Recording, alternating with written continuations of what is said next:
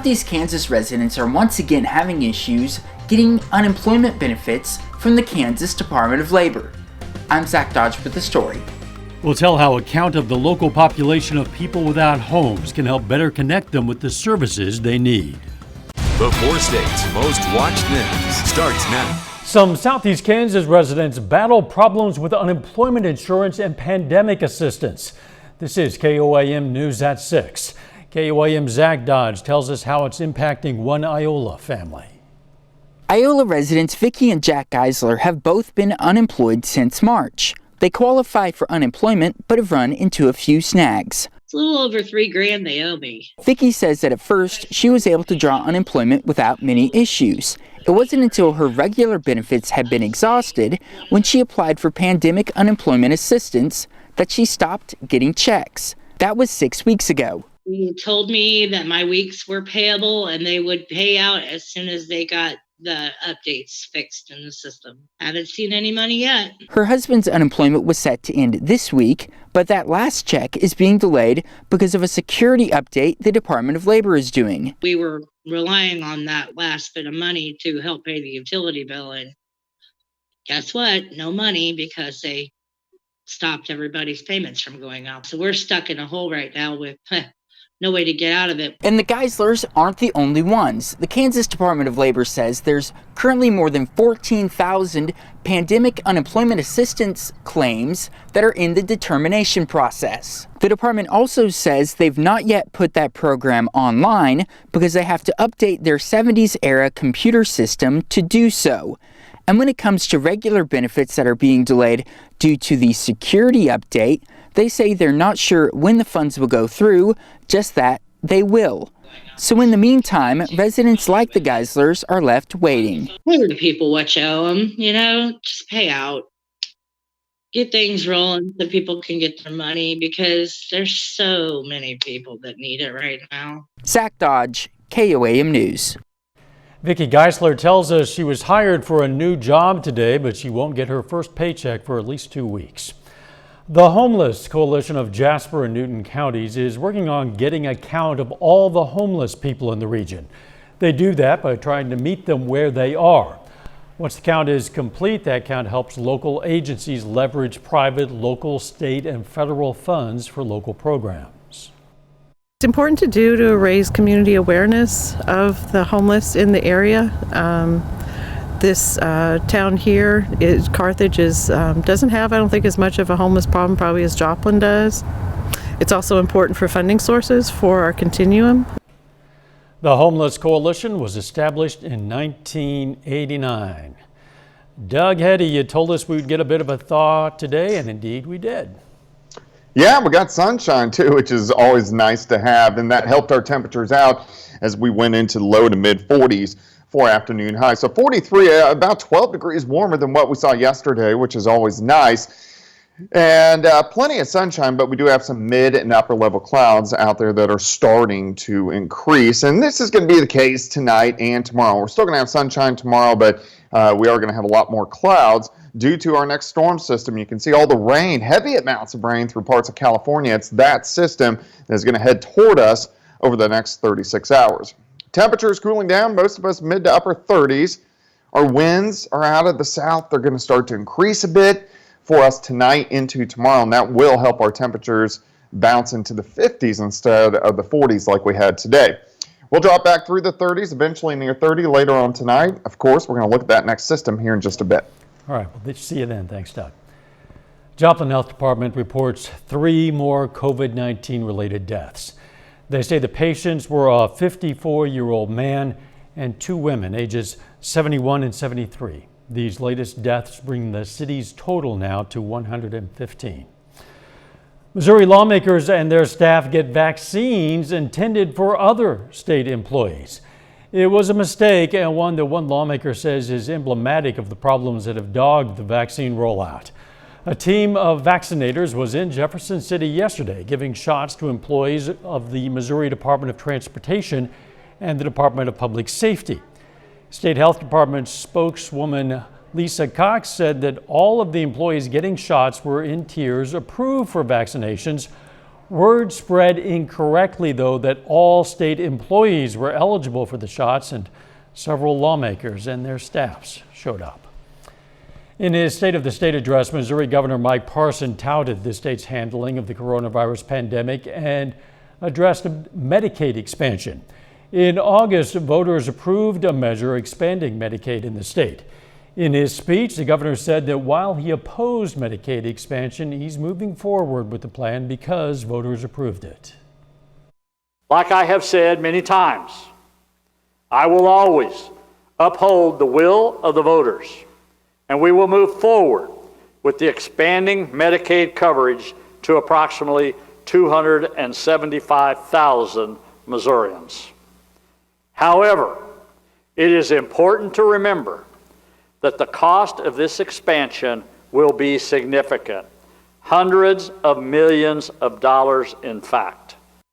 The State of the State address is traditionally delivered in the House chamber, but because of a COVID outbreak there, the governor spoke in the Senate chamber.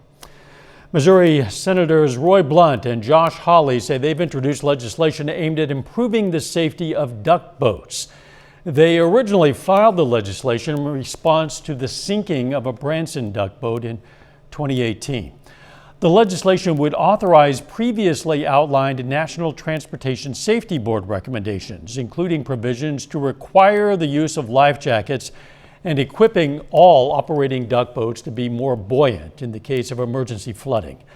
A new company plans to bring duck boats back to Branson. The company, Branson Duck Boats LLC, says it'll use boats proven to be unsinkable by the U.S. Coast Guard. An assistant principal at a Southwest Missouri junior high school faces charges related to child pornography. Federal authorities say 41-year-old Colby Fronterhouse, an assistant principal at Nixa Junior High School, is charged with sexual exploitation of a child for the purpose of producing child pornography. A court affidavit says Fronterhouse pretended to be a 14-year-old girl sending sexually explicit messages to a 13-year-old boy. Federal authorities said Fronterhouse gained access to the victim's cell phone through school records. Authorities arrested Fronterhouse Tuesday. He's on administrative leave from the junior high while that case is investigated. Still ahead, a local restaurant owner talks about what he thinks a Chiefs Super Bowl win could mean for the community. And the sparks are flying. It's like the Super Bowl for high school welders. We're going to check out the Missouri Welding Institute's 11th annual welding competition. A lot of local restaurant owners use the upcoming Super Bowl as a way to boost morale in their communities. We spoke with one Joplin restaurant owner who says he hopes the Chiefs' return to the Super Bowl will give everyone something positive to look forward to. And see the Chiefs going to be in there, so that's always going to be a big boost for everybody. So, everybody's looking forward to it. Everybody's waiting for it. Everybody waiting for the big shootout between the young quarterback and the old quarterback. So it's going to be great. Hackett says he just wants to make the best out of our current situation. Brings us to today's KOAM News Now Instapoll. We're asking, what are your Super Bowl viewing plans? Do you plan to gather with others, gather virtually, or with only members of your own household? You can participate in the poll at koamnewsnow.com/vote or through the KOAM News Now mobile app. The results are updated live. We're going to check in on the results a bit later in this newscast. The sparks are flying in Nevada, Missouri at the Missouri Welding Institute's 11th annual welding competition. It brings in around 150 high school welders from all across the area to compete for a scholarship to the Missouri Welding Institute. It gives them something to strive for, obviously goal-oriented people are going to be successful, and when you start getting involved in welding, and particularly competitive welding, I only see that ending up as good for you. The first place winner gets a full scholarship. Second place gets half of their tuition paid. Doug Heddy is up next with his complete forecast, and later, preparing for the end of the world could help you weather the more common roadblocks Mother Nature throws at us.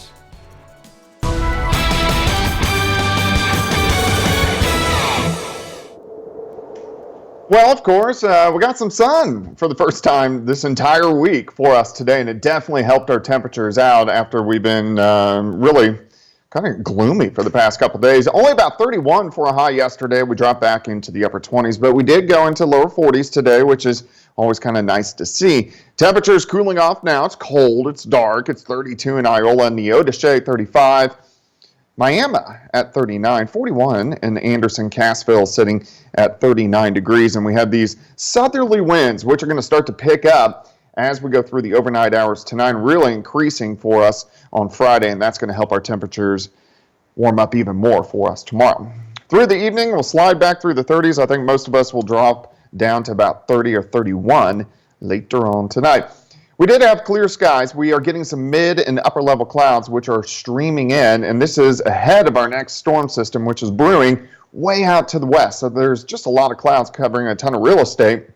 So we're going to have partly cloudy skies tonight and then partly sunny skies for us tomorrow, but still pretty good weather. We're under this nice big ridge of high pressure, and then out to the west, you can see that next storm system really producing quite a bit of rain right through central parts of California. And it's that system here in about 36 hours will start to push into the region. For us tonight, we drop back near 30, so it's going to be kind of cold.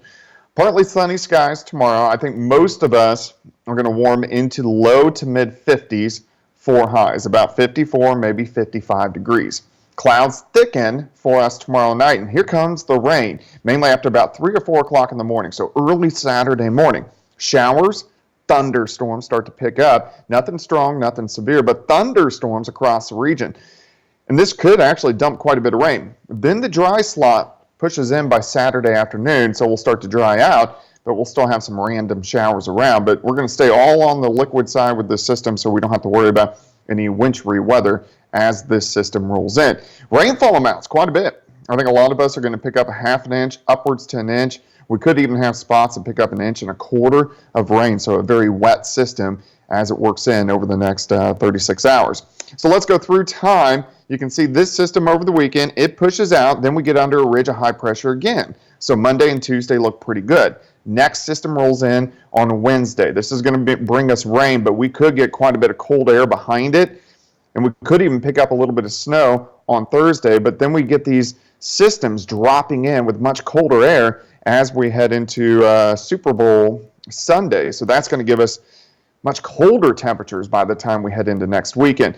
If we start with next week, it's going to be cool on Sunday and Monday. Monday and Tuesday, we warm up, and then cold temperatures settle in Thursday, Friday, Saturday, and Sunday. On Super Bowl Sunday, we could even have some light snow showers around, so something we'll keep our eyes on over the next, about 9 days. 54 for us tomorrow, 56 on Saturday. Cooler on Sunday, but not bad. Back to 49 on Monday and back into the 50s by Tuesday. Another Chiefs Super Bowl win will warm our hearts regardless of the weather that day, Doug. Yeah, we just need a win. That's all we need. That's all we need. Thanks, Doug. Still ahead, the doomsday clock counts down to apocalypse, but local preppers are ready. We're going to hear from one about the tools it takes to prepare and how the practice can play a big role in more likely scenarios than just the end of the world. Time's ticking. The Bulletin of Atomic Scientists announced the time on its doomsday clock, the organization's symbolic measurement of how close its committee believes humanity is to apocalypse.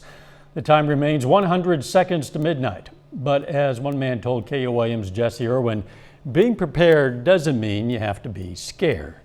Say the power did go off for whatever reason, an EMP or a solar flare that comes in, then you're looking at not having nothing. So how are you going to feed your family? How are you going to feed yourself? Beneath that sinister pall of smoke, the world... Doomsday preppers. While they prepare for the worst, their intentions are usually for the best.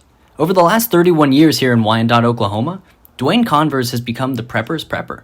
You know, you have different events like Y2K, so forth and so on. You have all kinds of events that shocks people, and then they start thinking about that. But when 9/11 happened in 2001, that was a real big year for people being scared to death, like, well, what's next? However, it's not only in the wake of those moments of fear that surplus stores like Dwayne see a lot of first-time customers walk in the door. Happens every day, because once they start worrying about, well, this could happen, and if they talk to family members or whatever, they think they're nuts. They're like, ain't nothing ever going to happen. So they come in, so they kind of feel me out, and it's a natural response. And And the next thing you know, they come in regularly, they want to talk about stuff, and I'm glad to share my knowledge. I feel like it's my duty to do so. That's where he sees it as an opportunity to be proactive, not paranoid. Sure, it could maybe help in the event of the most unlikely doomsday scenarios, but Dwayne reminds us that it can also prepare us for the ones we see every year and the ones we never see coming. We want to encourage people to be self-reliant as much as they can be. That varies from person to person. Keith Stammer, the Emergency Management Director for the City of Joplin, says his office encourages people to think in terms of everyday situations like floods, fires, and weather events. And to think in terms of 72 to 96 hours, to have enough supplies in terms of water, food, medicine, clothing, radio, batteries, those type of things for that period of time, because that's about how long it takes to get ourselves organized and figure out what happened to us and what we need to do about it and who can we get here to help.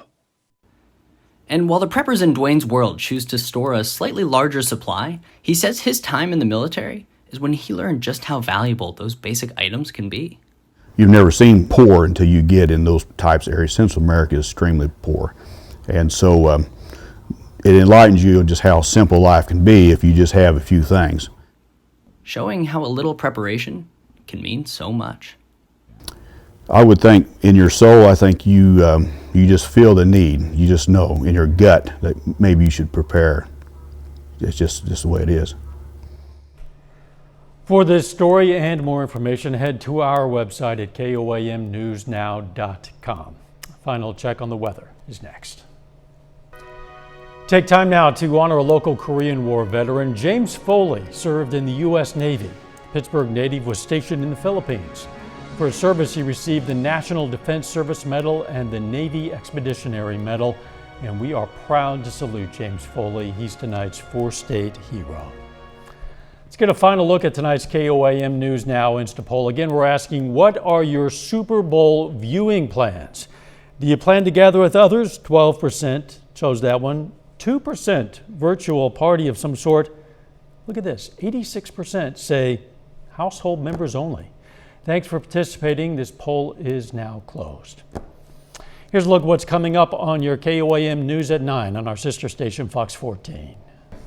Thanks, Dow. President Biden doesn't seem to be slowing down with the executive orders, and it's ruffling a lot of Republican feathers. Plus, we'll dive into the Wall Street drama surrounding video game seller GameStop and many other companies. And overseas, protests over lockdown restrictions in Lebanon turned deadly. We are covering those stories and more tonight on your KOAM News at 9 on Fox 14. Tune in. Mike, thanks. Let's check in now with Doug Heddy for a final look at the weather. All right, Dow, it's going to be cold for us tonight. We're going to drop back into the lower 30s for overnight lows. Friday looks pretty good. It's going to be windy, but partly sunny, 54. Rain moves in late tomorrow night. Showers, thunderstorms Saturday morning. So Sunday is going to be the cooler day, but definitely the nicer of the 2 days. Thanks, Doug, and thank you for joining us. We'll see you right back here for KOAM News at 10. In the meantime, let's take care of ourselves and each other.